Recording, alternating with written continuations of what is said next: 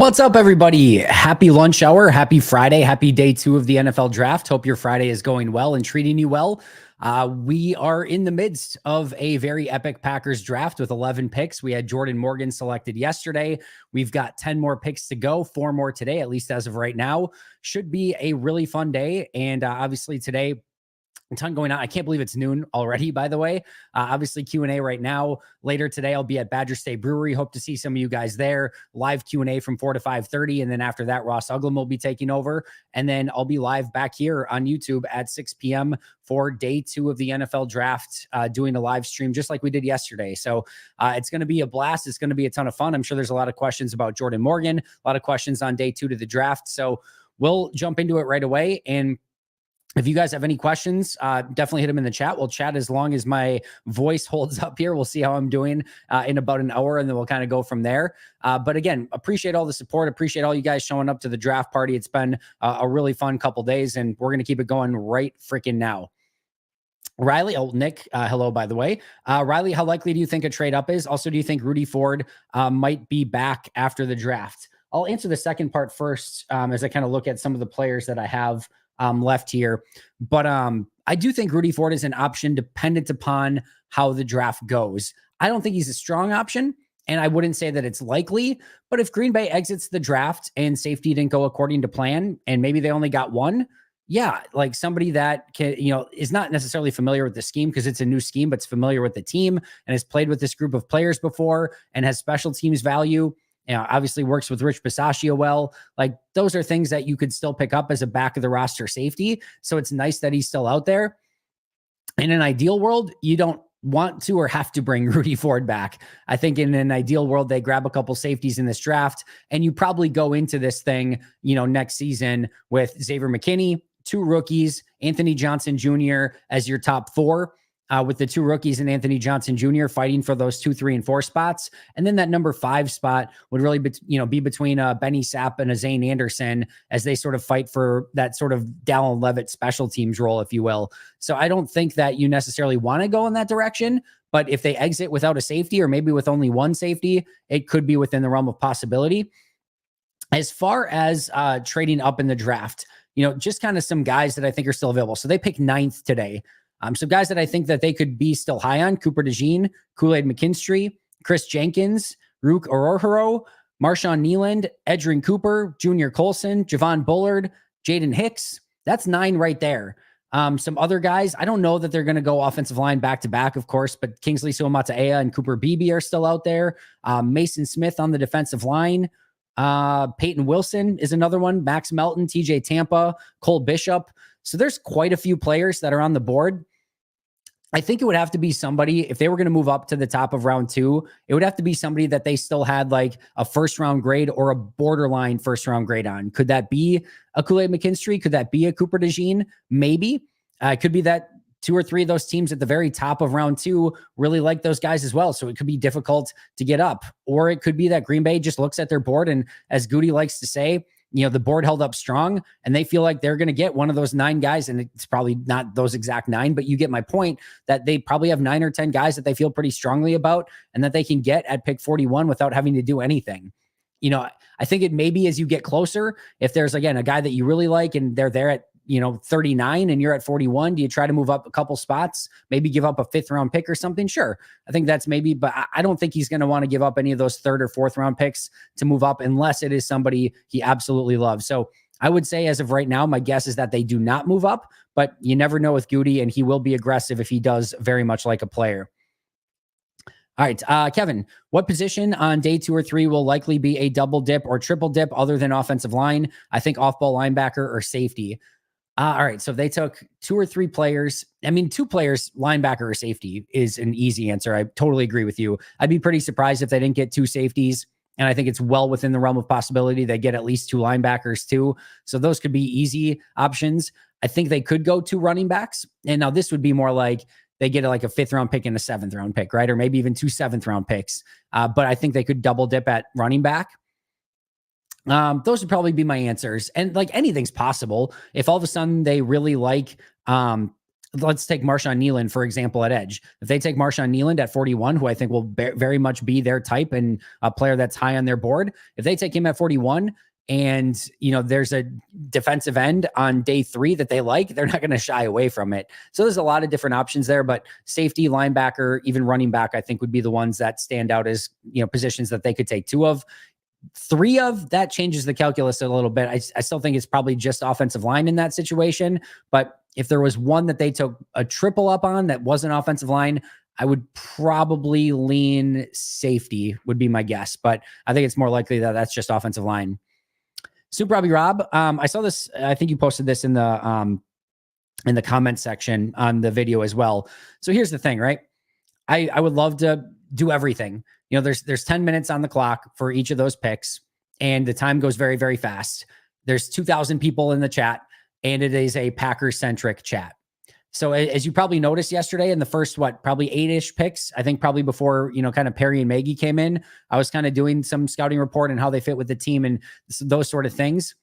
I think as we got closer to pick 25, for me, it was important that we focused on the Packers. And it was important that we had those Packers-based conversations with Tyler and Maggie and Camille and Perry that I thought was going to be better for the majority of the people that came to a Packers-centric draft show. If this was a just NFL-centric draft show, I would obviously have done things quite differently. And I would have probably just focused on pick by pick, analysis by analysis, and what that meant for each of those teams and kept it at that. But being a Packers-based show, like I said, there are going to be people who, if I just did the, kind of what you're asking and broke down pick by pick, would have been asking like, can we talk about the Packers, please? Can we talk about their pick is coming up in 5 picks? And I'm sure there were some in the chat like yourself that we were talking a lot of Packers, and we're hoping that we're going to get a little bit more analysis. That's always a balancing act. And again, with how quickly those picks go, and with a lot, obviously we had 4 or 5 people, I think 4 at most in the room at any time, kind of talking back and forth, going into a deep dive and a huge scouting report and how it's going to affect every team. I just don't think that it was conducive to that. I appreciate the feedback, but I think it's going to be a very Packers-centric draft party again tonight. Again, because we're a Packers-based podcast, that just has to be my focus the vast majority of the time. In your opinion, who is the better prospect at offensive tackle only, Morgan or Barton? This is a pretty easy one. And I think you guys probably know, again, I think there's some flaws with Jordan Morgan. If you're talking pure offensive tackle, the answer is Jordan Morgan. Graham Barton was always somebody to me who was an interior offensive lineman that could kick out to offensive tackle in a pinch. He was a versatile player in the idea that, yes, he could play center. He can play either guard position. And if your left tackle's down for a couple games, he can probably kick out and help you at left tackle. If your right tackle's out for a couple games, he can probably kick out and play at right tackle. But he isn't projected as an offensive tackle. There's a reason that when Tampa drafted him, they drafted him as a center, because that is his long-term position. That's where he's going to be best at. And that's probably where he's just going to be planted for the vast majority of his career. So it's great that he has that versatility, but he is an interior offensive lineman with some emergency offensive tackle flexibility. Jordan Morgan, it's going to be a little bit more of a wait and see, but as Bill Belichick said, Bill Belichick, the GOAT, said he's a left tackle, and there shouldn't be any question about that. Now, Goody said he can play 4 different positions. I think this is one of those scenarios where you get him into training camp and you figure it out. And that might not even be figured out in this training camp. It might not be figured out this season. I think the beautiful thing about drafting somebody like a Jordan Morgan is that you have Zach Tom, Elton Jenkins, and Jordan Morgan on the same offensive line who all can play a variety of different positions. And that's going to give you a lot of opportunities to make that offensive line in the best version that it can possibly be, because a few different guys can play a few different spots.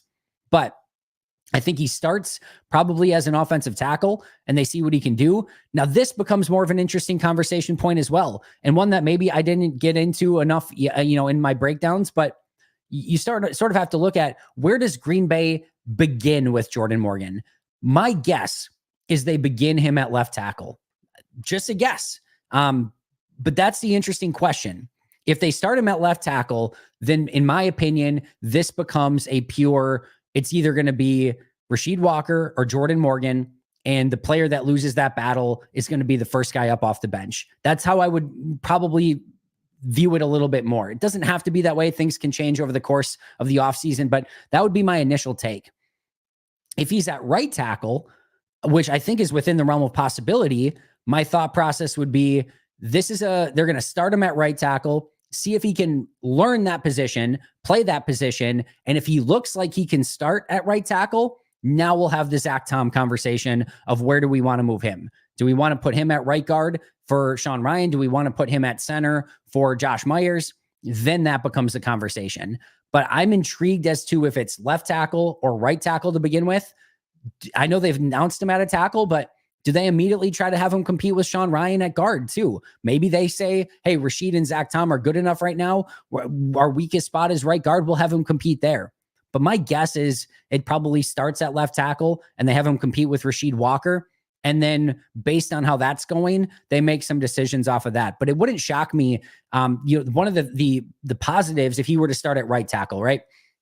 And if I were Green Bay, I would think long and hard about potentially doing this, is if you put him at right tackle to begin with, his most likely, spot, in my opinion, to like have an easy starting spot is right guard to compete with Sean Ryan. So maybe start getting him ingrained on that right side of the offensive line.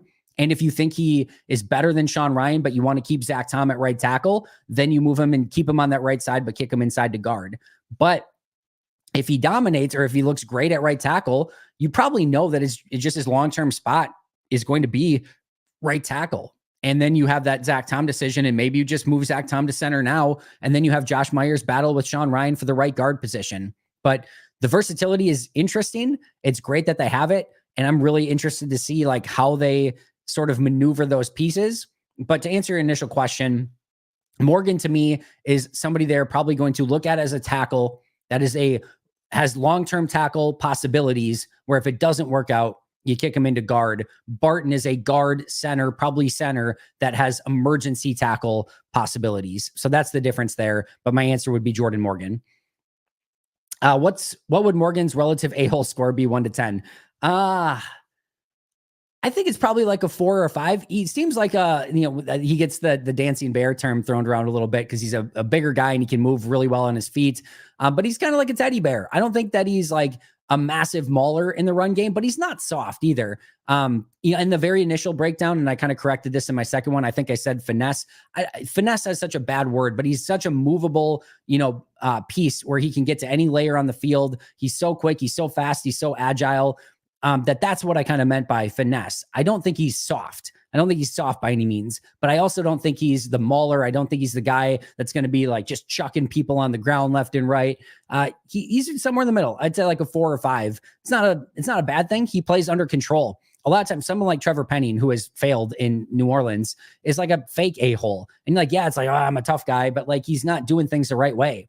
He's like looking to finish and like show that he can pancake you rather than actually doing the job that he's supposed to do sometimes. So you want guys who have that aggression, but not an over aggression. I think he's in a good spot. I don't think he ranks high on the a-hole score, but based on how he plays, there's not necessarily a flaw there either. Do you think there's any chance Green Bay will trade up for McKinstry or DeJean? Could McKinstry fall to 41?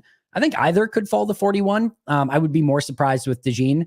As I mentioned at the onset, I don't think a trade up is necessarily super likely. I think there's enough players on the board where you could stay at 41 and feel really good about it. I would love Edgerrin Cooper at 41. I think that's such a no-brainer pick at that spot, specifically at a position of need, specifically for a super high-end athlete.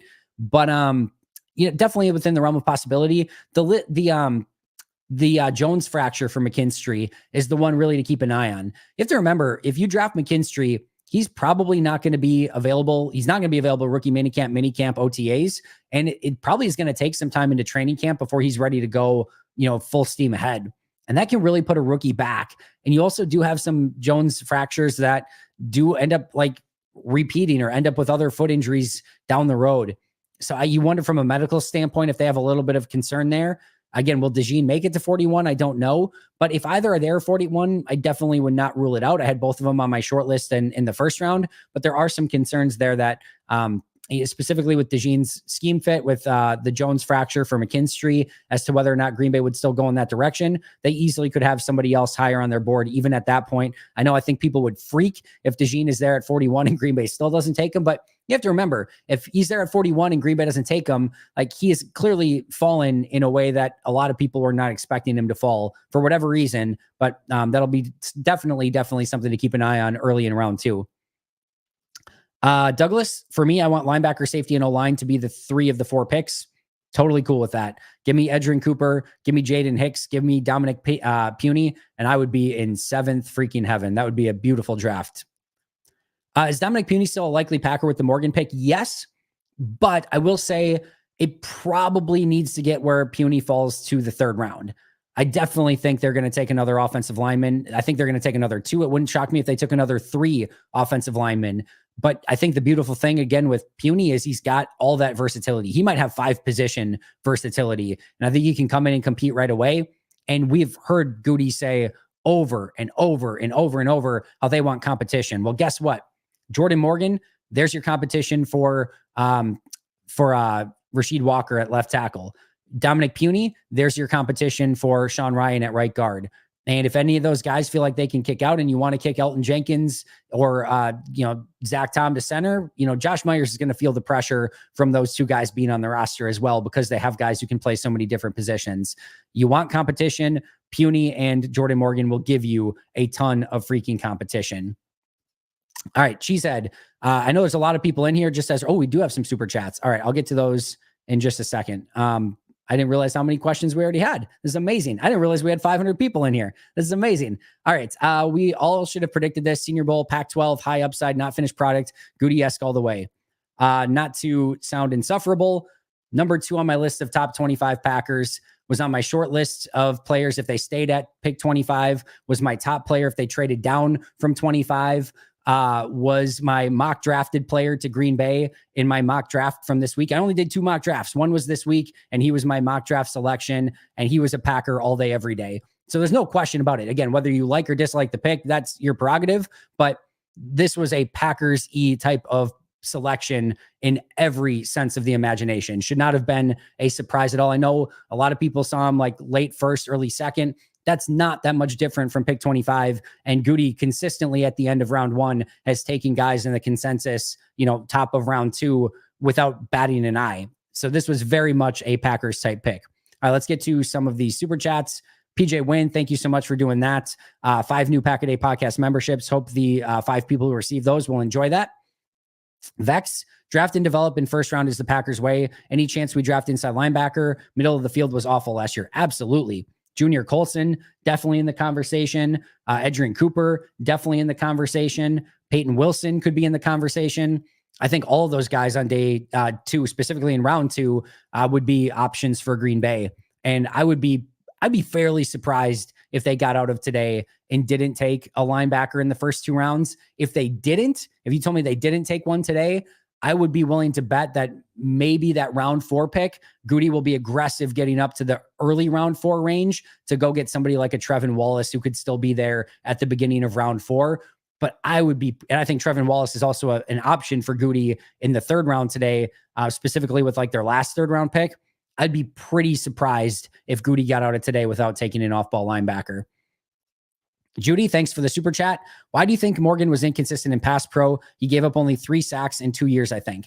All right. So this is where you have to be like kind of careful with everything and, understand the nuances and difference between stats and tape and, some of the flaws within their game. So from a statistical standpoint, 3 sacks in 2 years is fantastic. And from a pressure standpoint, right, he gave up 31 total pressures in the last 2 seasons combined on over 900 pass block snaps. That's not bad. That's a really good number. 97.8 pass rush efficiency in 2022, 98.3 pass rush efficiency in 2023. Now, the first thing I'll say is I haven't gone through and watched every single one of those snaps and graded them to see if PFF's efficiency is correct. I'm assuming that it is. I like to give PFF the benefit of the doubt there. All I know is that when I watch how he plays, specifically this past season, even in 2022, when I watched some of the Senior Bowl practice tape, there are a lot of flaws in his game from a pass pro standpoint where he gets beat clean. And I'll post a lot of those clips over the next couple days just to give you an idea of what I'm seeing. I would give a lot of things just to be able to pull up the tape right now and show you guys. Let me see if I can do this at least. Give me 1 second here. If I can do this.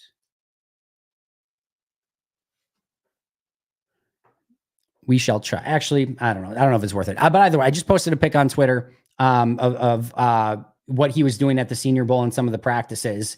And, he's at left tackle and he struggles with power. He struggles with the bull rush. He struggles with speed rush. There's a pick in 2022 against, I didn't post this one, but against North Dakota State where he just gets brutally embarrassed by a spin move.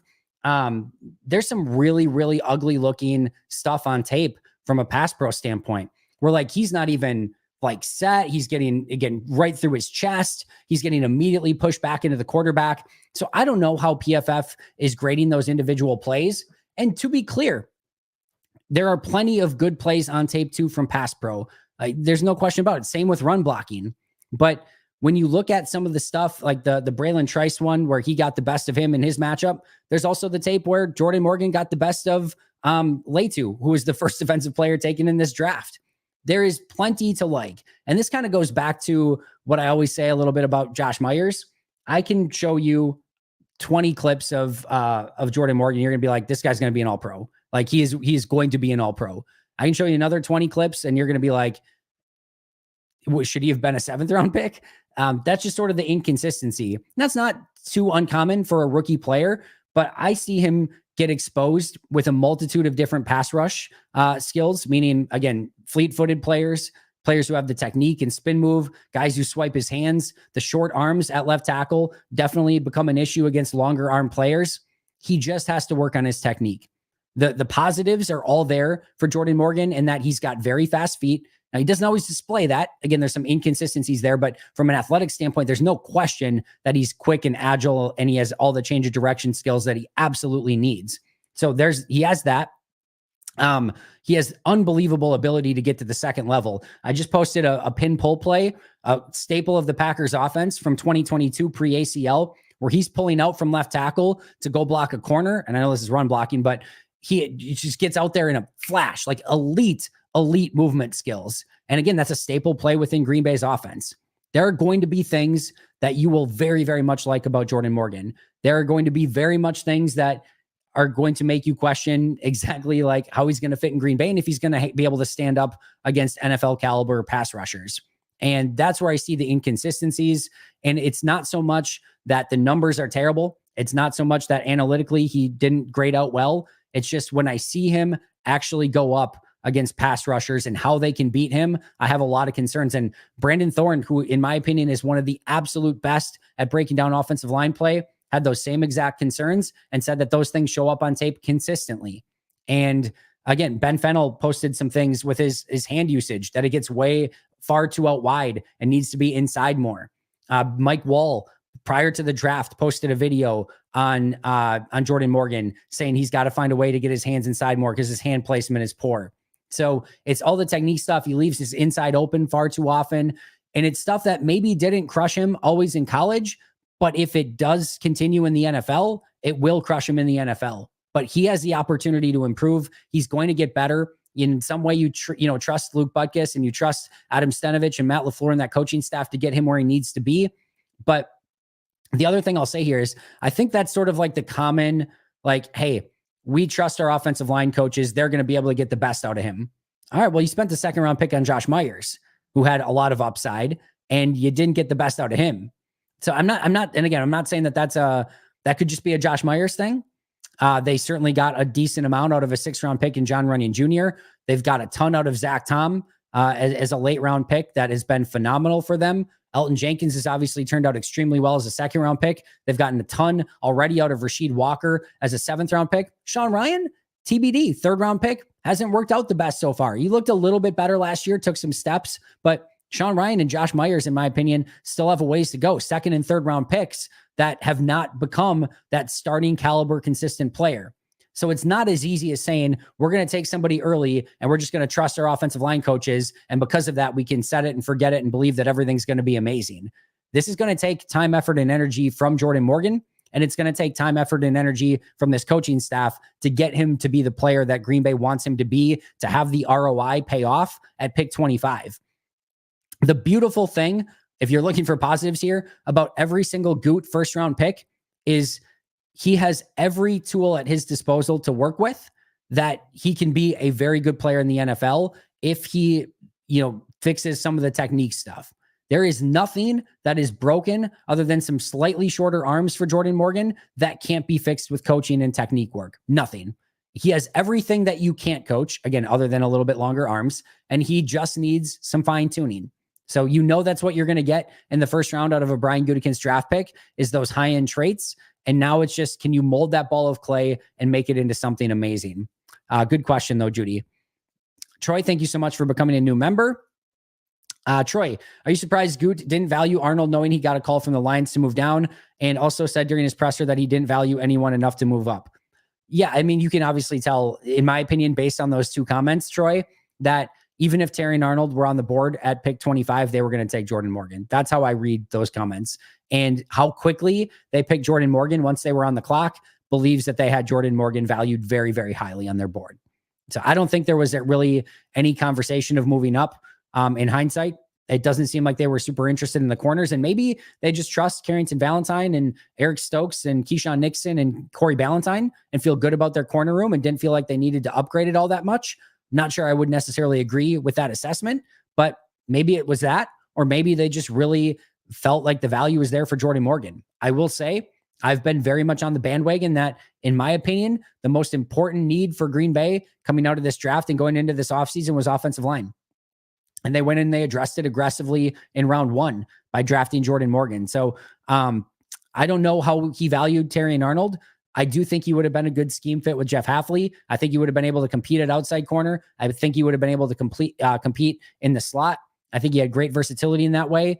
I think, like I said, I think he would have fit perfectly. But clearly they did not have the intentions. They clearly did not care if Detroit was, willing to go up and get Terry and Arnold, and that they'd have to go against him in the division.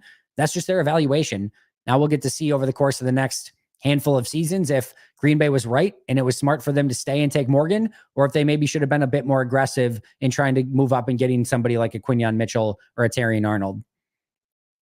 All right, Dylan, could Jalen Polk be an option today? I will still be surprised if they go wide receiver this early, but there are, some really fun wide receivers that are still on the board.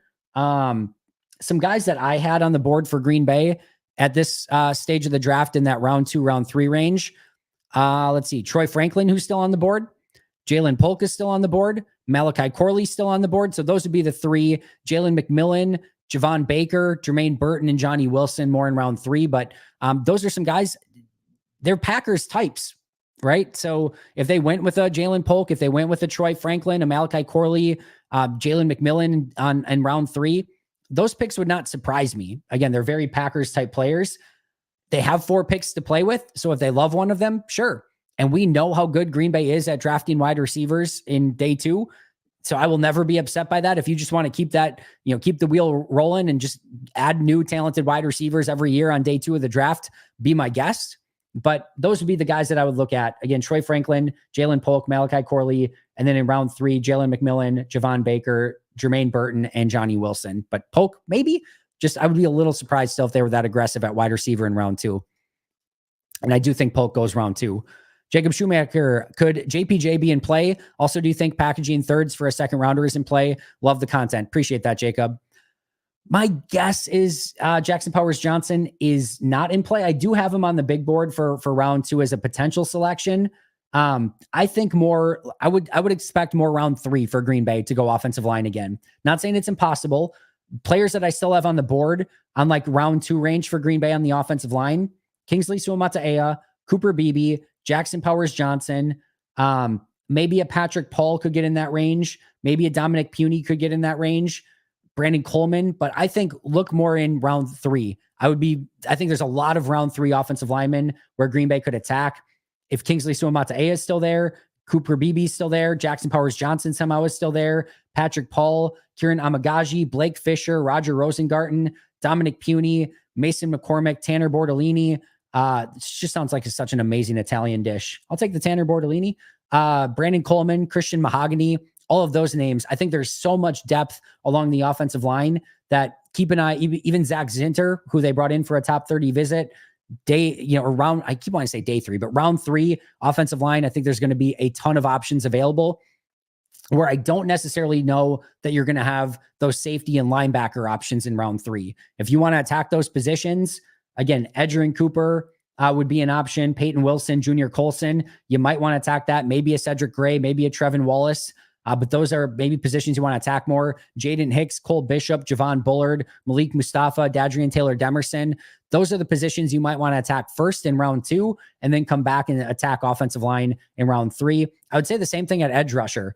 Marshawn Nealand, round 2. And then after that, it gets a little bit weaker if they want to attack that position. So I would look more for them to go linebacker, safety, edge rusher, maybe even defensive lineman in round 2, and then come back and attack that offensive line in round 3, where there should still be a ton of depth at the position. All right. Jay Western, Benson is waiting. Man, I would love that pick. I wonder if he gets to round 3 or if he does get taken in round 2. That first pick in round 3, Trey Benson, I think would be super fun. Jalen Wright's another player. Maybe they could go with Jonathan Brooks, Will Shipley, Blake Corum, Ray Davis. There's some really fun running back options. There's not many running backs I think that they could take in round 2 or 3 that I would be upset by. Braylon Allen might be a little bit of the exception there, but either way, a ton of really fun running back options. And I think there's a really good chance that they could end up with a running back on day 2 of the draft. Today's going to be really, really fun. All right. What else we got here? NFL draft is greater than the NBA. I mean, from a number standpoint, yeah, my guess is those NBA playoff numbers were nothing close to the NFL draft yesterday. So I love me some NBA. Bucks play later today. Definitely need a win. They're just so freaking banged up and old, and it's not looking great, but hopefully they can get a big win in Indianapolis today. I would wait on running back until round 6. Kamani Vidal, Aaron Jones 2.0. Definitely have Vidal as somebody that would be on their board round 5, round 6. If they could get him at that spot, could be a very good pick. I also, by the way, don't hate Trey Benson or one of those guys on day 2, and then coming back and getting Vidali on in day 3. I would be totally fine with that as well. But definitely, Kamani Vidali would be somebody that could be in play in day 3 for Green Bay. Love your content and dedication. If Bakhtiari is still without a team later in the summer, could the Packers bring him back to help mentoring or coach on the offensive line? I would say it's probably unlikely. My guess is Bach is going to do everything he can to get healthy, and then he'll look for a team that's willing to, play him at left tackle that needs an offensive tackle, and probably some team that's competing in later in the season where he has the opportunity to go try and win a Super Bowl. So that'd be my guess. I loved Bakhtiari, talking about Jordan Morgan, obviously. I think welcoming him to the Packers. I'll just bring that tweet up really quick here. What did he say? Let's go. Good luck to Jordan Morgan. Represent the position, town, and G with pride. Go Pack, go Pac-12 guy. I just want to speak on that for a second. David Bakhtiari, when Jordan Morgan gets selected, is excited for Morgan, is excited about the city, is excited about carrying the G, and tweets go Pack, go. This, by the way, is somebody that got dragged by a loud portion of the fan base for quitting on the team and whatever. He could be super bitter about that. He just got cut by the team. He just got released by the Green Bay Packers. He could be bitter about that. But David Bakhtiari out there loving the pick, loving the position that he plays, loving that he's going to Green Bay, wants him to carry the G with with pride, and is tweeting out go Pack, go. Man, if you're in that position, if the fan base was dragging you for the last 2 years for all the injuries and not playing up to the contract, and the team cuts you, your job fires you, I don't know that I'm tweeting out. Imagine your job where, when you're doing your job, the people that are, watching you do your job think you're not doing it right. And then the job fires you from your job. Imagine you're working at Best Buy and, people come in and they yell at you all the time. And then Best Buy fires you. And then Best Buy goes out and hires a new, employee. Can you imagine being like, yeah, go wear that Best Buy logo with pride and, love it. Go Best Buy. You're the best. I certainly would not be. So kudos to David Bakhtiari for being pretty awesome about that. I know football is a little bit different than real world stuff, but I don't know that I would be quite as enthusiastic as he was yesterday. I think that's pretty cool and pretty stand up from Bakhtiari. Trent, of course not. Like I said, a very loud minority of the fan base, but still it's there. Again, Jen, totally agreed. A lot of the fan base supported him, no question about it. But yeah. All right, what else we got here? Do you see Goody trading up more than back or sticking? I think sticking it with 41. That'd be my guess, but both are options. But I would say sticking at 41, and then I think 58 and those 2 third-round picks maybe have a little bit more flexibility to be moved. Maybe use that 4th-round pick, whatever it might be. But I think that's where you maybe get a little bit more movement. But 41, it just seems like there's going to be some really good players there at some positions of need for Green Bay.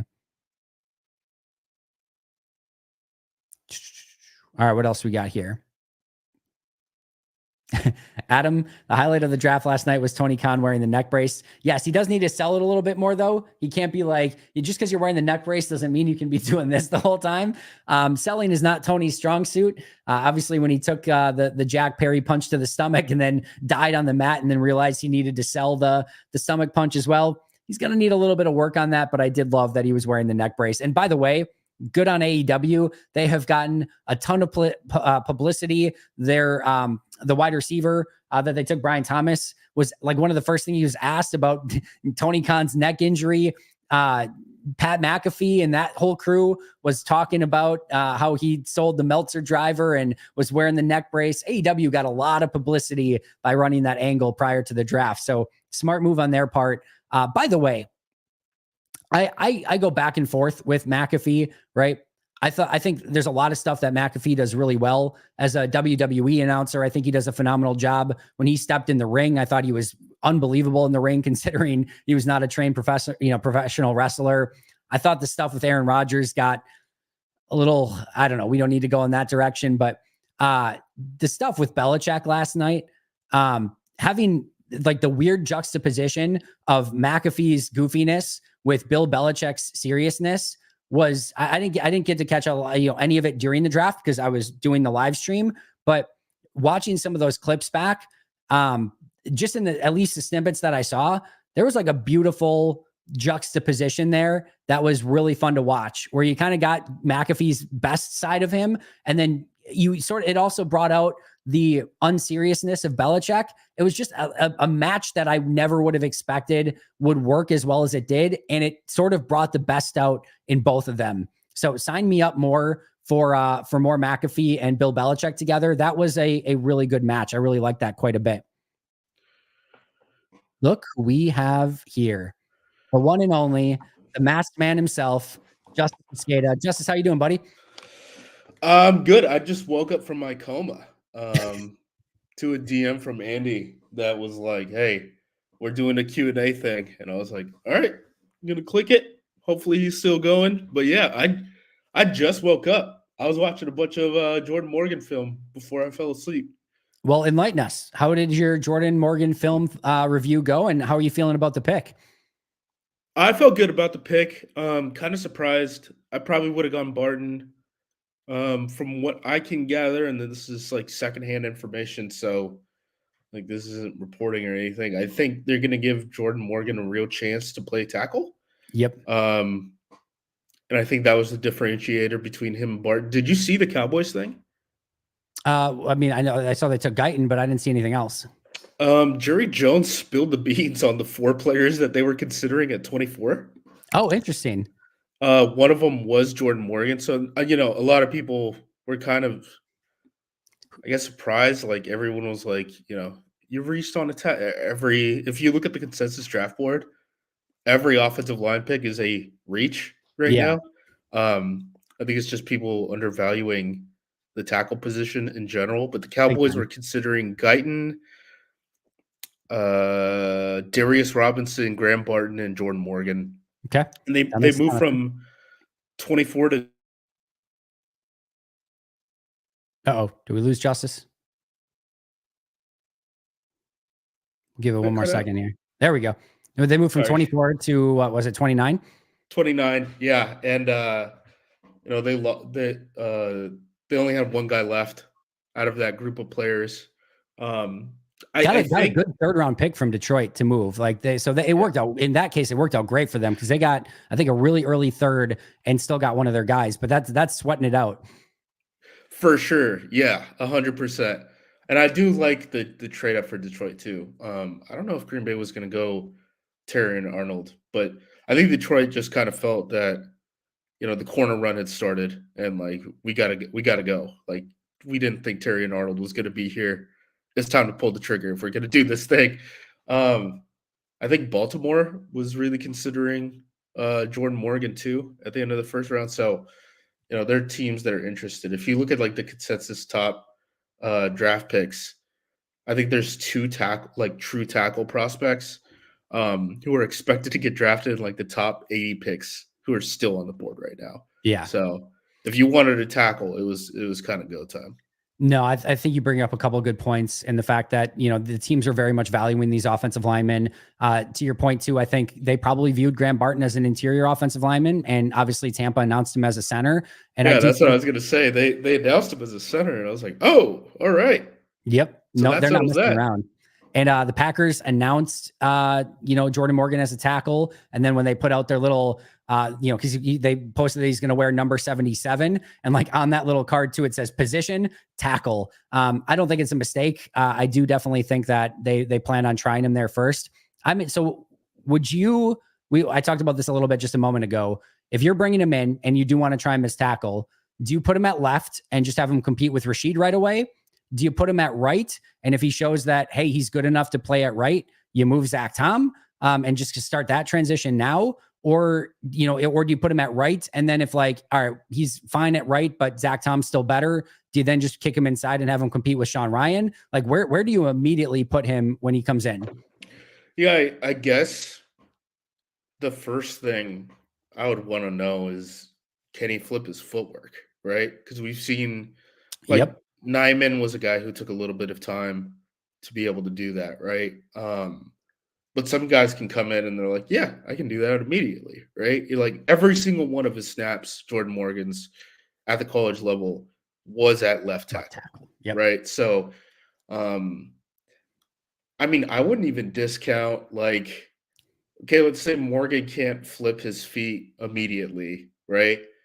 Play him at left. Rashid moves to right tackle. Tom kicks into center. Like we can see kind of like a total reshuffling. And then, at right guard, maybe Myers ends up beating out Sean Ryan for the right guard spot, right? Like, so you're talking about 4 different starting spots on the depth chart being impacted by this. Like, that's the other thing too, is I think we got better at like 3 different O-line spots yesterday. I agree.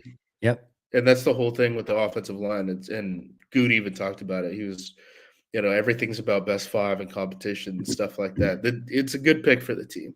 It's a good pick.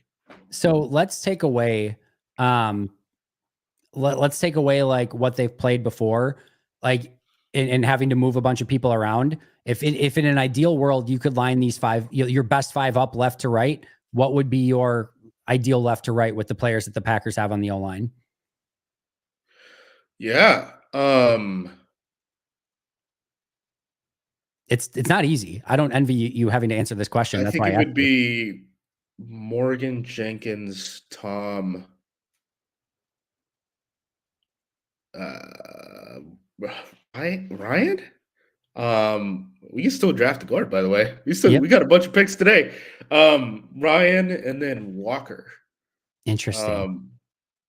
I think I would try that out. It's a really interesting discussion. Because like you say, in that scenario, and I don't necessarily disagree, obviously you're keeping then Morgan at his position, moving Walker, moving Tom, Jenkins stays, Ryan stays, and then you probably are moving, and like you said earlier, you're probably moving Josh Myers to maybe compete with Sean Ryan at right guard in that situation. Yeah, for sure. Right guard now is the Joker in the Dark Knight, like break the pool stick, figure it out. Yeah, I'm hoping settle it amongst yourselves. I'm hoping they do stay aggressive on the offensive line. There's a lot of guys that are still out there that I think could add some more competition. And This draft is deeper at the interior positions than it is at tackle. First yep, round was the tackle time. yep. Day 2, day 3, that's we're loaded with interior guys. So I'm sure they'll add someone to kind of add some competition to the right guard spot. What do we got? Probably 5 left, right? Like we got Kingsley Suamataea, who may be a guard still, but like he probably at least a potential tackle. Patrick Paul, Tall Paul, Kieran Amagaji, maybe I think Blake Fisher, and then Roger Rosengarten. Like those are probably the 5 left at tackle, and then it falls off, I think, pretty significantly after that. Yeah, I'm 100% with you. But then, at guard, you're looking at like the Yukon kid. The Yukon kid's awesome. He's so good. The centers are still on the board, right? And I think both of them can kind of transition to guard if you wanted them to. I don't think they do it, but if they took Christian Haynes at guard at 41, like I would be so freaking thrilled. Dude, we're gonna be able to run the piss out of the football if we take Christian Haynes. That dude, probably one of the more pleasant experiences I've had this draft season, just watching guys, because you start getting through, those borderline day 2, day 3 guys, and you're just going through a slog of like, yeah, he's fine. And then I got Christian Haynes, and he's just awesome, just collapsing humans. And you're like, why were you trying so hard on these terrible Yukon teams, man? Also, how didn't you portal out? Yeah. I didn't tweet this about him. I thought it was because I know I sent a tweet on one of them, but he was definitely one of those guys that I got done with my film evaluation and I didn't turn off the tape. I just literally kept watching him because I did not want to turn off the tape because I'm like, this is a really fun experience and I don't want this to, I'm not going to the next guy. I'm just going to spend another 15, 20 minutes watching this guy because he's that freaking fun. Also, his center was like built like a long snapper. His center may be 250 pounds. Like Yukon. Thumbs down, dude. Jim Mora, get it together. You coach in the NFL. Yeah. It would be a really fun pick. I liken him a little bit to Elton, and like having 2 guys like that at Elton and Haynes at left guard and right guard, especially if you put like if Zach Tom did end at center and you had Zach Tom with Elton Jenkins and Christian Haynes on the middle of your line, Jordan Morgan at left tackle, and maybe like you said, Rashid at right tackle. Whew, I'm ready to cook with that interior of the offensive line. Yeah. I'd be really excited about that. Before we move off of the pick, I think I figured out the way I want to talk about Jordan Morgan's like skill set. Okay, I think he's like the tackle version of like JC Tretter. JC Tretter was a guy who beloved because of his pass protection ability, had great feet, right? All that stuff, solid hands. Didn't really push people around at like an elite level. But just like super consistent. I think that's what we're getting in Jordan Morgan. He's going to be a really good zone blocker. Any play that you need to get him on the perimeter, he's going to look great. Great footwork, super consistent, going to be a good pass protector. He's just not going to be the guy who like is digging out these defensive ends and pushing them 5 yards downfield like a Trent Williams will. Which is not necessarily what Green Bay looks for or does anyway. Right. I posted a pin poll of him from 2022. I can't tell who it was against, but he's just getting out there with insane elite speed and just going and attacking the corner. And it's a beautiful looking play. Yeah. I still don't know why we're not seeing more pin and pull plays at the NFL level out of nub sets, which is, no wide receivers outside. It's just a tight end. Yep. Because the corners can't go low anymore. Nope. It's a huge just put the big guys on the small guys. I don't know. I would have assumed that this trend would have started like 3 years. I mean, do you remember the Trey Lance rushing touchdown where they got Trent Williams on a cornerback against the Packers? Yes, I do. Line? I don't understand why people don't run that play every single time. Like that's the only just play kill these guys. Lance's career. Yeah, you could just collapse DBs. Like I don't know. I don't get it. Yeah, there's definitely some ways to use that more to the advantage because, like you said, it is a cheat code right now because corners are just lost. I mean, especially like I love Nate Wiggins in this draft, but can you imagine if you're getting Trent Williams pulling out on Nate Wiggins, who's 170 pounds, dripping wet? Go down, son. Good luck. If you're Wiggins, you basically just have to commit the penalty. Like I'm just going low, and if you want to throw the flag, but I have no other options in this situation. All right. TJ, we just kind of talked about what's the ideal outlook to have on the offensive line. I think right now the versatility, players being able to move, they get a big depth piece one way or the other, whoever it ends up being, they at least have a number 6 offensive lineman at this point. So I think there's definitely a lot of positive ways to look at this. Watch party tonight. Absolutely. 6 p.m. Central. Are you guys doing something on Acme, Justice? I don't know if we're doing anything today. We did something yesterday. Well, you're welcome to join our draft party if you're bored and want to hang out and wear the mask. So if the masked man wants to show up, I'll send you the link for that as well. Do you have a sleeper pick at 41? I don't know that I have a sleeper. Sleeper pick is tough because I'm just like, I don't know, like one of the wide receivers. Like, I don't know. There's players that I like later in the draft that I guess would be surprising at 41. That I'd be cool with the team taking there, but I feel like that's not the same conversation. I mean, Nubin, like just spin it on a safety or linebacker. Like I'm cool with it. Nubin would be an interesting one because he's so far off of the thresholds, but I know Owen Reese talked about, he's heard through the grapevine that Green Bay is still very interested in Tyler Nubin. He also had just come off of meniscus surgery, so I don't know if you can even trust the numbers. Totally agreed. So that could be one. Maybe one of the corners, like a Max Melton or like a TJ Tampa. Rakestraw would be like a sleeper guy that doesn't normally fit what they look for. Do you think they take Max Melton? In what capacity? From like a locker room standpoint, right? Like Bo Milton had that great game, right? But is still very much like a guy who probably is going to be around the roster bubble.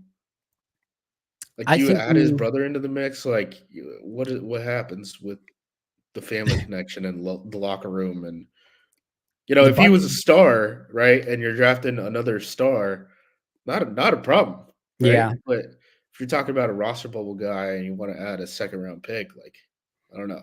The Bucks just cut Robin Lopez when Brooke Lopez was on the team. They figured that out. Does that? I don't know. I know it's different in the NFL. Yeah, but they're like 40 years old. That's so like true. Yeah, that's very true. Yeah, I don't know. I kind of view Max Melton as somebody who's still going to be on the team at least this year, and I think you just have those adult conversations if and when they come up. But it's definitely more of an interesting conversation. But yeah, that's a tough conversation to be like, yeah, we just cut your brother. Let's go out and play this week. Right. But I don't know. That's an interesting conversation. I don't think he'd be off their board. But I don't know that he's necessarily somebody that I think is super high. What do you think of the Rakestraws and the TJ Tampas? I don't know if you've done any deep dives on them. No. No, you don't like them, or no, you didn't watch them? No, I didn't watch them, baby. I am banking on the team not really needing to address corner because they returned their top 3 guys. Oh, that's right. You're no need that corner guy. I forgot. Yeah. So I hate watching defensive backs, and I already spent all this time on safety. I watched the safeties last year, and they didn't even take one. Really, I mean, they took Anthony Johnson Jr. So I did not watch much of the cornerback class. Who's your ideal safety to pair with McKinney? In this class, probably Bullard. Yeah. Bullard's a good fit. If they really do want to play, start too high and then just rotate based off of the formation and stuff like that, I think Bullard is good enough at everything that he makes a lot of sense for him. Nubin, I'm a little bit more worried when he's the solo guy in the post. He tackles very well, I think. But I'm worried about, the play speed a little bit when he's that high up. Jaden Hicks is a guy who I didn't see the speed on film. I thought he was going to run a lot slower. Cole Bishop is a guy I don't really understand. Maybe he's a special teams guy who gets overdrafted. I don't get it with Cole Bishop. So yeah, I mean, it's not a great safety class. DeJean, I mean, yeah, sure, sign me up. I think they would give him a shot at safety. I think most teams look at him and think of him as a corner, but I think Green Bay has such a glaring need at safety that they would probably try to move him to safety. I think in the second round now too, if they take him there, like you're probably less concerned about like, can we get the value as like a first round corner? I think they take him, like you said, I think he's the starter opposite Xavier McKinney right now. I think that's our next super chat too. I know I'm not, he's talking about me, obviously, aren't in love with DeJean as much as some people, but if he somehow is available at 41, would that change anything? Or is it just not possible for him to be there anyways? I think it's possible for him to be there at 41. And if he's there, I have no issue with the pick. And like you were just talking about, Justice, start him next to McKinney and let him go. Yeah, 100%. I mean, at this point, anyone who's still on the board, I think, you might be. Let me pull up our APC just wrote up like the best players available, but we could talk about why some of these guys are available. I know you talked about the Jones fracture for McKinstry, and there's one other one too, right? Newton, Johnny Newton, the defensive tackle out of Illinois. That's a big thing. Yeah, so that's 2 and 3. Cooper DeJean. I don't think people are really worried about the leg injury. Number 4 on the big board left is AD Mitchell, who has it's like maintenance questions, really, is the way to put it, right? Like people talked about like the diabetes stuff and him being odd when he's not on a schedule, right? Like that's really what it boils down to. Jackson Powers Johnson, he's got some Bach in him. That's why he's dropping. A lot of people like Bach. There's also people who don't like Bach, and they're in charge of draft picks. So yeah, I mean, a lot of these things where it's like the guys who you're surprised are still on the board kind of have some sort of question at this point, right? So I think anything is on the table at 41. I don't know if what the board looks like at 41 is something that's going to be predictable in any sort of way. No, I totally get that as well. And I think there's so many different areas that Green Bay could go in. There's so many different prospects that have, some that have fallen, some that are exactly where they're expected to be. And we're going to get a handful of more players that I think go early that were maybe like thought to be round 3 guys. This is where it starts getting a lot more unpredictable. And I think that's what makes day 2 so fun, especially when you have Green Bay that has 4 draft picks. I want to go back to the sleeper question. Yeah. I got one. All right, let's do it. Marshawn Kneeland. That's not the edge rusher out of Western Kentucky. That's too obvious. Watched him late. Oh my God. If this guy was a little bit faster, he would have been like a top 10 pick. He doesn't have the closing speed. He's got the bend. He can play inside. He's tough as hell. He's going to be a really good stunter. Like I kind of think that like if you draft him, you want him to be like an early down run stopper. And then you probably want him to kick inside and do like all that, like Zadarius Smith standing over the center, twisty stuff from there on out. But like that guy can play. I'm sorry I didn't watch the Western Michigan Edge until very late in the process because I thought you guys were all blowing smoke up my ass. But no, that dude can play. That guy's fun. He's a really fun player. Bull in a china shop. There's that one play early on in the season where he does like the Brian Burns dip around the edge, where he like literally like bends and gets the ankle flexion. And I'm like, and I was expecting to see a lot more of that. And then he didn't really do much more of that through the rest of his season, but you still see it from time to time. And then he's got like the bull rush ability. Like you said, if he just had that closing burst to the quarterback, you're probably talking about somebody who's again, top 25, but I'll just like compare. If you had told me, and I know, and maybe I'm going to eat my words here, but if you told me everything that Minnesota had to give up to go up and get Dallas Turner, or like you can just take Marshawn Kneeland in round 2, I kind of like the value of Kneeland in round 2 a little bit more than all the stuff that Minnesota had to give up for Dallas Turner in round 1. Yeah, they had to give up a ton. I saw, depending on whatever chart you're looking at, like trades, bad for Klesi. I do like the pick though at 17. Oh yeah, Dallas Turner for that, him, and then Verse, and I was like, gosh, like Atlanta still has. Okay, I don't want to do this, but let's do it. Atlanta had an offer to move back with the Rams, right? The Rams were actively trying to trade up. It seems like for Bowers, right? The Rams pick turned into Jared Verse. Atlanta hasn't had a pass rusher in 10 years. Jonathan Abraham. Yeah, like maybe more. Yeah, maybe more than 10 years. Like they could have gotten Jared Verse plus instead of having Michael Penix sit on the bench and the Kirk Cousins, delete all the Kirko Chains memes. Good luck with the locker room. You're immediately going to have Kirk guys and Michael Penix guys because these guys are both coming in year one, have no rapport. If you're gonna What a do mess of a pick. if you're gonna do the Jordan Love plan in Atlanta, doesn't McCarthy have to be your pick at that point and not Michael Penix? Like, either way, they biffed it. No matter, I get that you keep our name out of your mouth. Keep our name out of your mouth. I don't understand why Atlanta was like, yeah, we're doing the Green Bay plan. It's like, no, you're not, dude. This is so. You brought in a free agent quarterback, and paid him a ton of guaranteed money, nonetheless.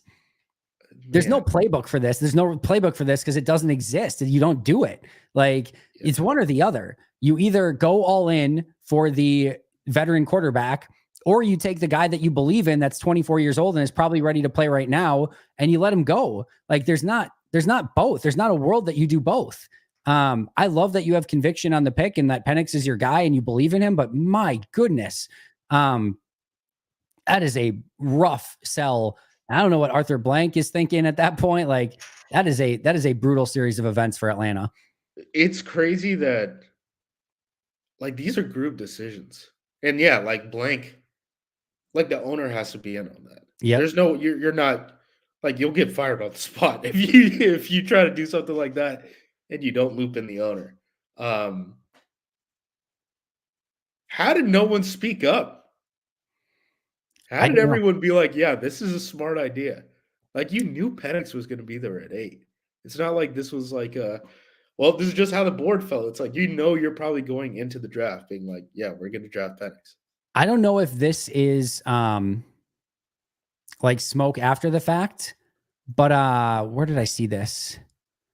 Was it the teams trying to trade up? For Penix, yes. Or Saints, Seattle, and Raiders. I believe the Raiders thing. Yeah. Seattle is so weird. I mean, you have Geno and you just traded for Howell too. That was supposed to be like your quarterback in development. That one doesn't make sense. Saints, grow up, dude. Chill out. Yes. No trade ups for the Saints for a while. Take your medicine. Come on. Yeah, so James Palmer reported the Seahawks, Saints, and Raiders all tried to get into the top 10 for Michael Penix. Again, I don't know if that's like Falcons leaking stuff after of like, yeah, all these other guys tried to do it too, or if that's like legitimate. Also, did you see this? This is the really crazy part. I get the subterfuge and everything that GMs want to do. Michael Penix did not take a top 30 visit to Atlanta. The Falcons only attended a 45-minute workout and met with him at the combine. They didn't bring him in. Like, that's so weird. I know they did a bunch of work on him in Seattle, but that does not necessarily mean that like he had to be involved with that. I know, like Denver, this was reported, but I had talked about it on the APC feed. Well, not APC feed anymore. A couple of times, but I was like Denver sent everyone to like Bo Nix's pro day and then hung out the day after and spent a bunch of time with them. And that kind of came out recently. It's different how different teams evaluate these guys from like a personality standpoint and all that. Yeah. I just like the dude wasn't even invited to the draft. Yeah. He wasn't. It's a weird situation. And you picked him 8 to sit for maybe 4 or 5 years in your own words. You said that in the opening presser. That's crazy. That's nuts. When he's what, 28 at that point? He's like a year and a half away from being Jordan Love's age already. Right? Yeah. So like he can't sit for that long. It's also like Atlanta is not Green Bay. No. Like if you're talking about like, yeah, we want to like draft and develop a guy, like we'll just sit him on a bench and like there's nothing else to do. So like what he's just gonna like study football. Like we had NBA players during COVID who would get busted for getting wings at strip clubs in Atlanta. Oh, I remember. It's a little bit of a different vibe than Green Bay, Wisconsin. Maybe it's just I've heard they have really great wings, Justice. It could have just been the wings, you know. You never know. As someone from Portland, I have to like. Portland and Atlanta are very different places, but I think they're also the only places in America where they're like you genuinely get the suggestion to like get good food at strip clubs, which is odd. Yeah, I can honestly say I've never gotten food at a strip club. So yeah, I can honestly say that. All right, let's go through a couple more of these super chats. Oh, we went through that one. The last Wildcat that was drafted to start, I'm assuming by the Packers, you mean Ryan, was Chuck Cecil. That's an interesting poll there. Love me some Chuck Cecil trivia. Going backwards. Will this coaching staff finally admit that Myers is not great? The Packers coaches love Myers for some reason. I still don't know what to make of the entire Myers situation, but it clearly seems that they want some competition there. Hopefully, I don't think again it's going to be a Jackson Powers Johnson or anything, but sign me up for some more interior players that can have more competition at those spots. I mean, they kind of did the same thing with Darnell Washington, right? Where they were like, yeah, he's really matured and all this stuff. And then, or Darnell Savage. I don't know. Did I say Darnell Washington? You did. That's all right. Sorry. Darnell Savage. And then, the offseason comes around. He becomes a free agent. They're like, we evaluate him as a slot. And we like Keyshawn Moore as a slot anyway. So, yeah.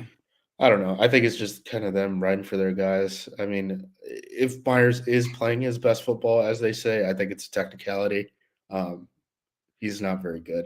Maybe it's like they really wanted to ride with Myers last year because, Jordan Love, first-year quarterback, all that stuff. You don't want to be messing around with center. Myers is calling a bunch of protection stuff and things like that. But it's time. It's probably time to make a move.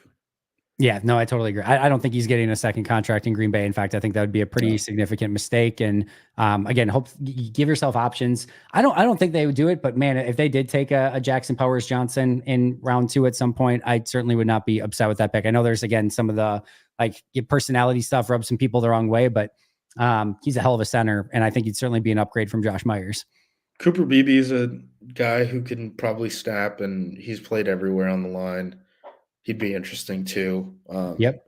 He's kind of more of a road grader than anything else. He's kind of like the opposite of Jordan Morgan, if you want to go in kind of the other direction. Zach Frazier's kind of like that too.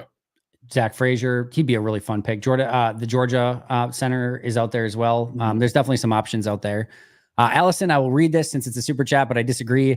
Maybe David did that pay for the pack and faked his injury just to write his contract out to his contract right now, then probably go play with Aaron. One, don't think he's going to end up with Aaron. They signed a bunch of veteran safeties and just drafted a first-round tackle anyway. Don't think David probably has any interest in playing on that field in New York. And I can promise you and guarantee you that David Bakhtiari did not fake his injury in any way, shape, or form. He did everything in his power to get back. You don't have like 14 to 16 knee scopes and surgeries and everything else just because you're trying to fake something. Just doesn't happen that way.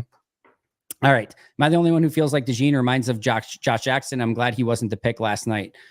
I understand the Iowa. I understand that Josh Jackson played a ton of zone coverage and then was, kind of forced into a different system in Green Bay and it didn't work. I understand that you have to evaluate some of the agility stuff for DeJean. I just think that DeJean's a much better playmaker. Josh Jackson was an incredible playmaker in college. I should give him that credit at least. But I think DeJean's an incredible playmaker. And I think DeJean just has far more versatility, meaning that Josh Jackson to me was always going to be an outside corner. DeJean might play a corner, but could play in the slot, could play at safety, and just has a lot more things that he can bring to the table. I don't know. Disagree with anything I said, Justice? No, I agree. The only thing I'd add on top of that is return game's important now, right? Yeah. We're incentivizing kickoff returns. It's going to be a situation where there's 2 returners, right? And if you have DeJean out there next to Keyshawn, maybe teams aren't just pelting the ball away from Keyshawn, right? Like if you have 2 threats back there, that's much better than 1 because the team can't just, dictate which one of the guys is going to get the ball. If they're both threats, that's kind of the pickle that you want to put teams in. So that and Dijon is a good punt returner too. So yep. And Nixon is not quite as good at he is fielding sometimes in punt returns, as we saw in a key fumble last year, is not always the greatest. And Jaden Reed, I like, but I don't know how much you want him returning punts. And he didn't have quite that explosiveness as a punt returner last year either. So definitely some things that DeJean can bring to the table. Just joining from work quick to say I'm pumped for tonight. Goody's been on a day 2 heater the past couple of years. Why not double down on the Melton Bros? So yeah, we talked about that one a little bit, Jack. It's an interesting conversation as to whether or not they'd add the family member there, but I think he's still in play. I think the odds that they actually draft him are probably not great, but it'd be a fun story if nothing else. Well, the Packers draft 2 linebackers because of the 4-3 defense. I remember Jeff Hafley stating he likes our DB room a lot. We may not even pick DB until the 4th. I'll let you go first on this one, Justice. Draft 2 linebackers this year or today? Today I would say not likely. I would guess that they draft one today, and we can like go over the list of names who are possibilities, I guess. But for off-ball linebackers, like their entire list right now, because they called Aaron Mosby a defensive Edge. end. Yeah, defensive end.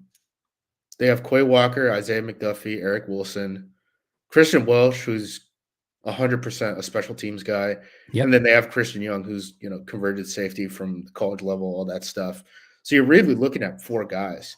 I think they need to get to 6. And if they spend all their draft picks right now with no trade backs, right, they can sign 7 undrafted free agents. So you're going to need to get to 6. And there's not that many options to add bodies to the roster. Like, you're probably going to have to spend draft picks there. So, yeah, I would guess that they're going to draft 2 off-ball linebackers in this draft class. I think so too. All right, so let's talk about those top of the round linebackers. Peyton Wilson, Edgerrin Cooper, Junior Colson. Peyton Wilson, no. Yeah, that's where I am too. He's no. He's like Isaiah Simmons, but like has no ACL. And is old. He's like Isaiah Wilson's age already. I don't want him. I don't want Jeremiah Trotter Jr. Edgerrin Cooper, I think, is going to be first linebacker off the board. He's got like some weird off-field stuff. I don't know if you have seen that or talked about it. I did not. Okay. So in season last year, his girlfriend died in an ATV accident. It was not clear at the time that Edgerrin Cooper was present, and then it became clear that he was present. Now, no one thinks he's at fault, but NFL teams are trying to like figure out like what kind of dude am I getting into with the situation, because like that wasn't clear to us at the time. Right. Again, no one thinks he's at fault. It's like a manufacturer / like mechanic error basically that happened. It seems like Cooper, more than anything, like had like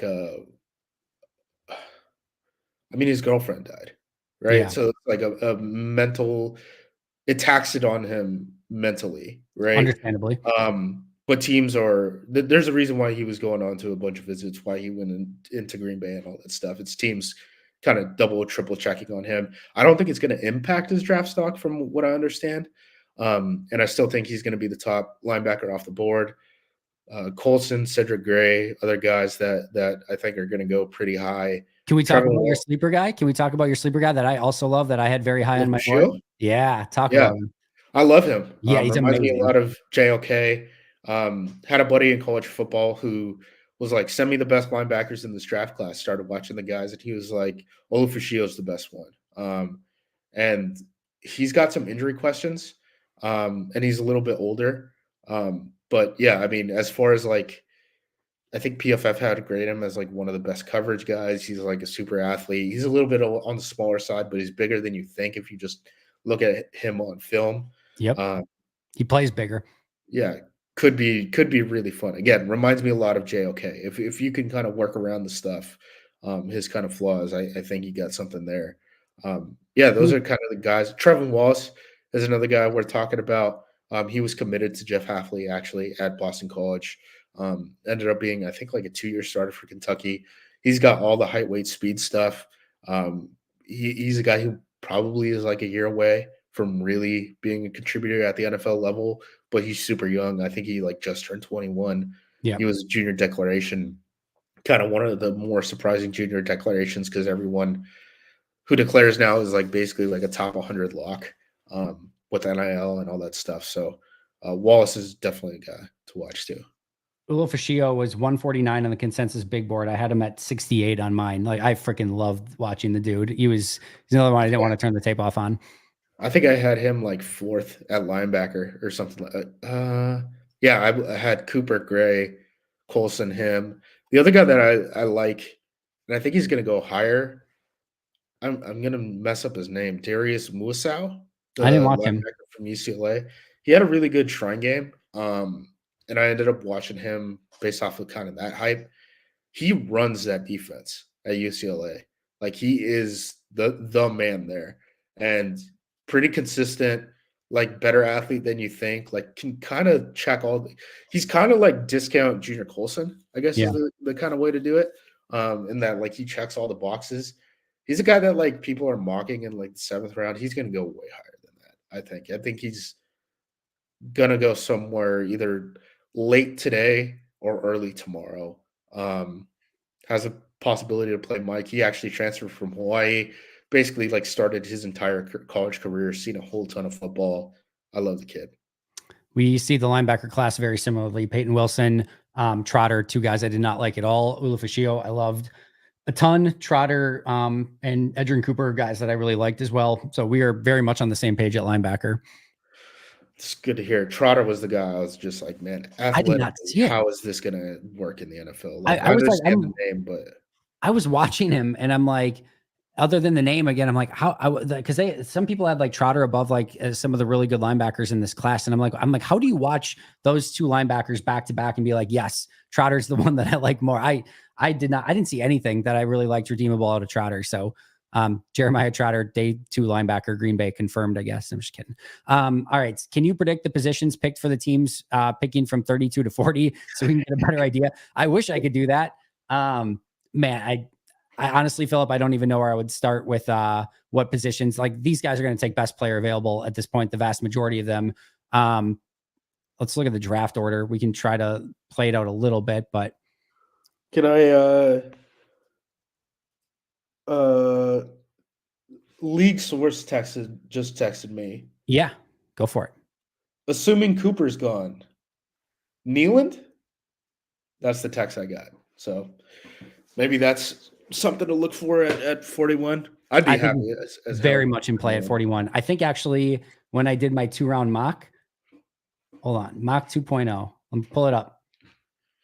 Oh no, I did do Edrin Cooper in that one. I had Jordan Morgan, then Edrin Cooper, but he's been somebody that I've mocked to Green Bay a ton at 42.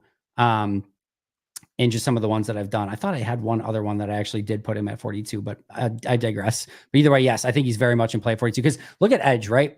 Like we know that Green Bay, it's a position that they value in some real capacity.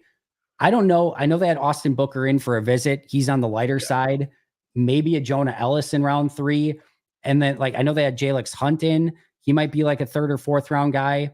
Eric Watts hits everything that they look for. He's a day 3 guy. It's just like you fall off a cliff pretty quickly with guys that I think that actually be super interested in at edge. And Marshawn Nealand is like everything they look for. So I could easily see them going Nealand at 41. Yeah, Nealand was one of the like clean visits, like not off field, not mental aptitude, not injury questions that they brought in.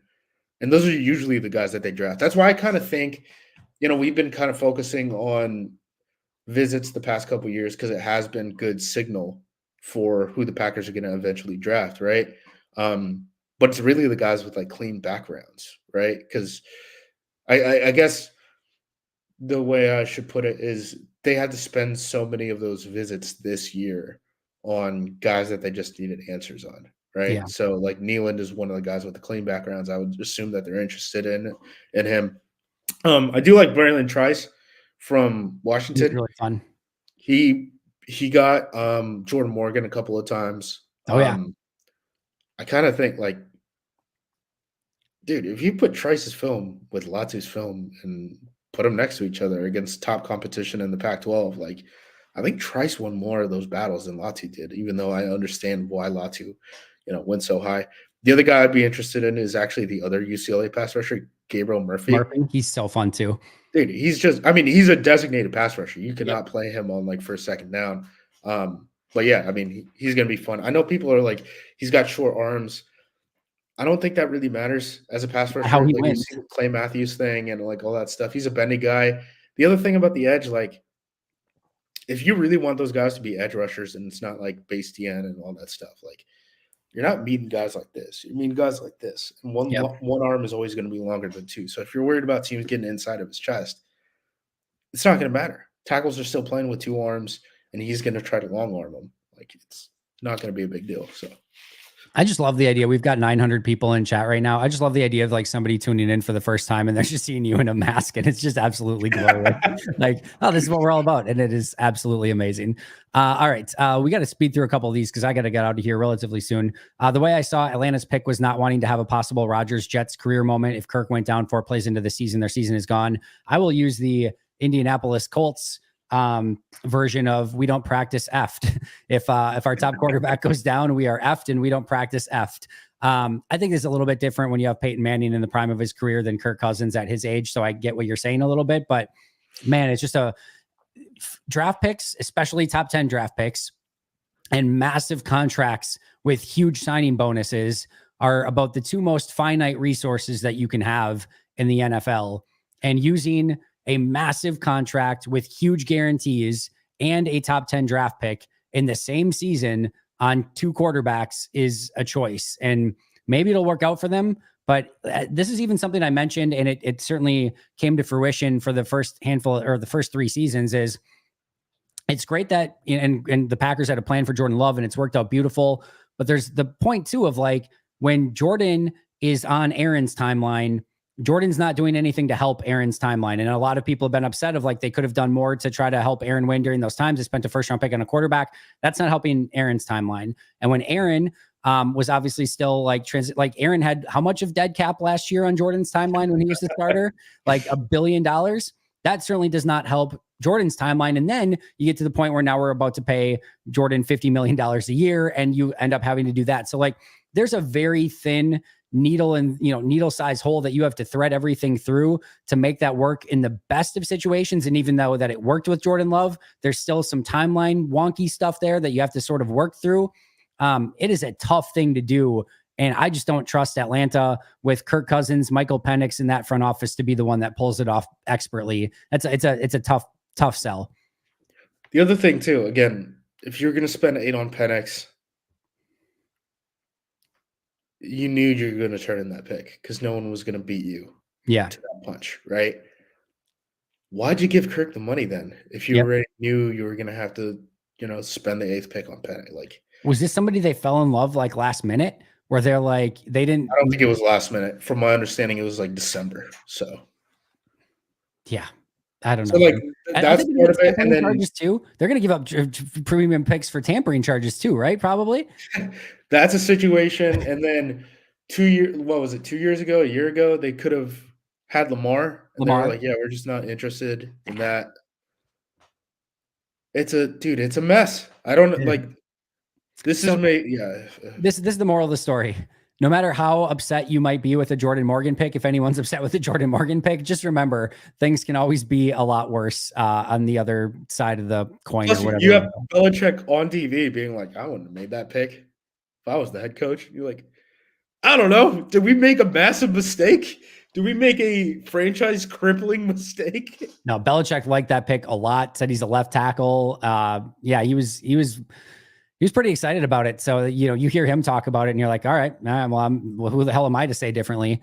Skylar, between Goots 13 and 14 picks, commented not moving out of the first. Is there a chance in hell we're actually sticking and picking at 41 or 58? Yeah, absolutely. I think they absolutely pick. I would be willing to bet that they pick at 41. I think maybe the 58. fact that they didn't want to trade out from 25, I think shows that they'd be willing to pick at 41 or potentially even moving up from there, right? Yep.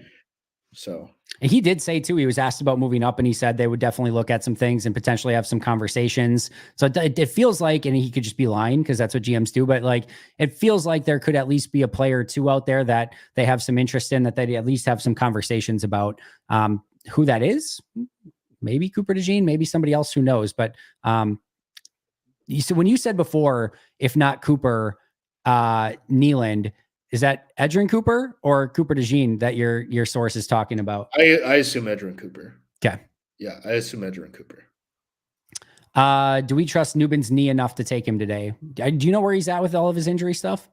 It seems like he's fine, but like he hit the ground running pretty quickly to run at the pro day.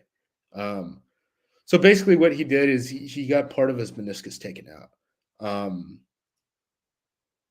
That cannot be a major issue. That can also be a major issue, as we've seen with Bakhtiari, and it's he basically had a meniscus issue, right? You're just going to scare everyone off of Tyler Nubin right now. Everyone in the chat just is like, no Tyler Nubin anymore. I'm done. Any meniscus injury, any Bakhtiari reference, I'm out. I'm all the way out.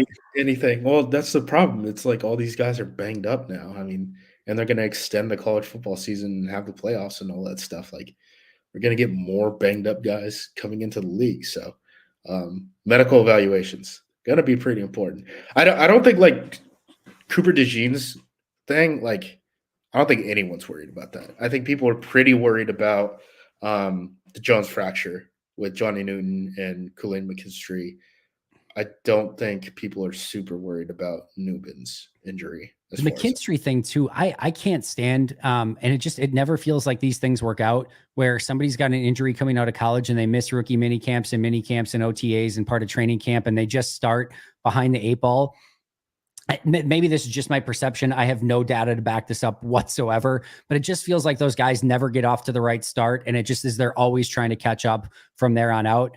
That was kind of a Zach Wilson thing, not necessarily injury, but like I know people have pointed out, like, remember Zach Wilson was a guy that they had a contract issue with the Jets, so like he wasn't there for like rookie minicamp, he wasn't there for OTAs, anything like that. So you're starting behind the 8 ball, and then you're asked to produce, and mentally you start taking those hits, a couple weeks, a couple months early when live bullets are happening, and then what happens to your confidence, right? I think that's a bigger question, is what happens to young guys' confidence when they're not prepared, I guess, is the question. Plus, the other thing with Jones fractures, if you don't know, it's like basically if like this is a foot, right? It's happening like right here on the pinky toe, right? It's like at the base of the pinky toe.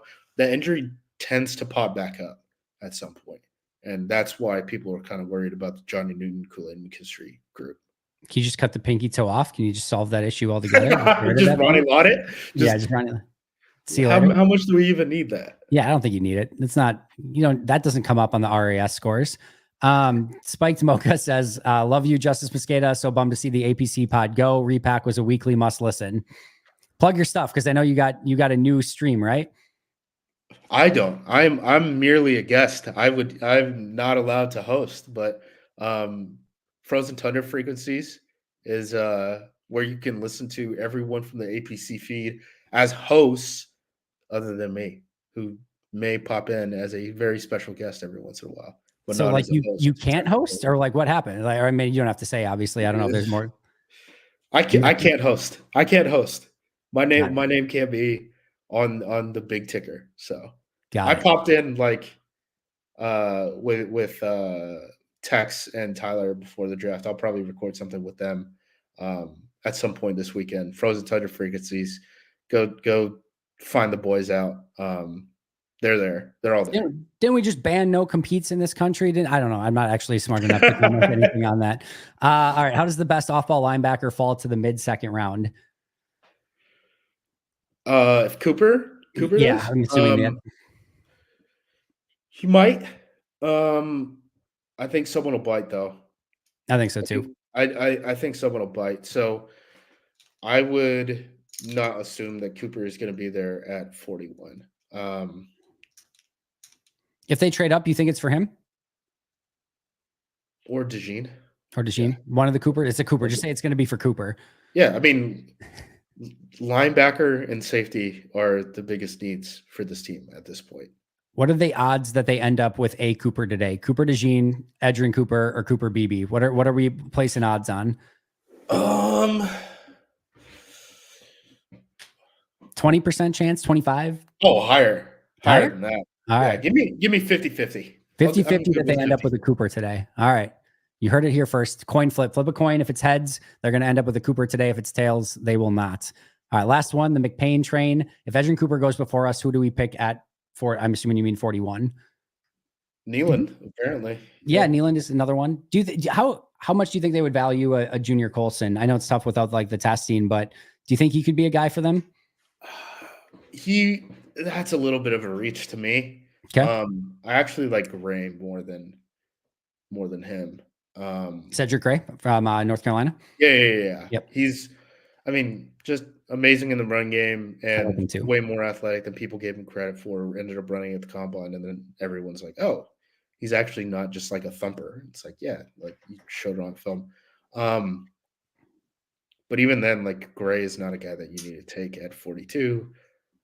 I mean, maybe if you like fell in love with Colson and you're just worried about the Chargers brought in like every Michigan player on a visit, like they needed to do that as if their head coach didn't, It's amazing. coach those guys for like 4 years or I think whatever. it was just Jim Harbaugh saying goodbye to all of them. He's like, I'm not going to draft any of you. I'm going to go in a totally different Can you believe direction. it? Who would have thought? Look at us.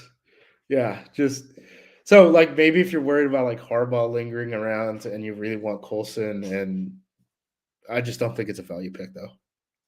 All right, Justice, we got to get out of here. What any bold predictions, anything you want to plug, anything you want to say on the way out?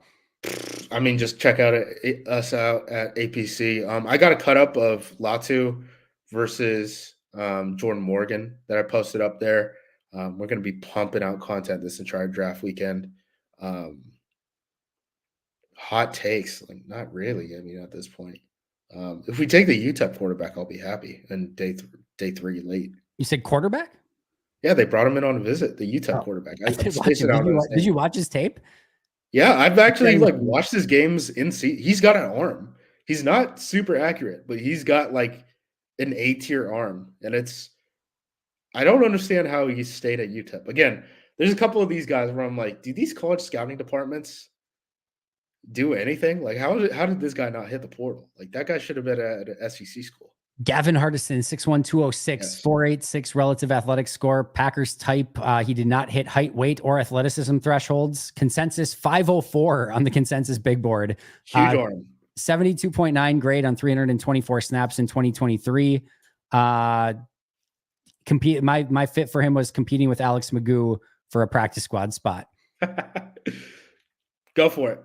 Go for it. We got Sean Clifford as QB too. Let's take a couple swings. I don't mind the swings whatsoever. Justice, you're amazing. Where can we find you on social media?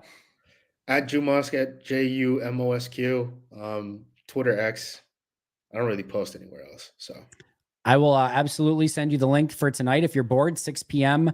is going to be our day 2 party. Andrew Mertzeg will be there. Maggie Loney will be co-hosting with me. I might drop off a couple times to just record a couple quick videos to get them posted on YouTube, and Maggie will host. Maybe Justice will show up.